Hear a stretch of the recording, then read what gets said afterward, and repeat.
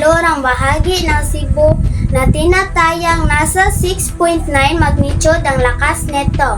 Ayon sa PHIVOLCS, ang epicenter ng lindol ay nasa Bugo City at sumira ng maraming istruktura kabilang ng McDonald at mga kabahayan. Niyanig din ang mga kalapit na lugar sa Northern Cebu kabilang ng Sugod, Bourbon, Salimihio at Daan Bantayan. Pumitil ng 72 buhay ang nasabing lindol na ngayon pinagluluksaan ng mga naiwang kapamilya. Maraming mga mamamayang Pilipino ang naghatid ng iba't ibang tulong para sa ating mga kababayang nasalanta ng malakas na lindol. Ako si Shantoket Cabrera Pipito, nag-uunlat mula sa Bugo City.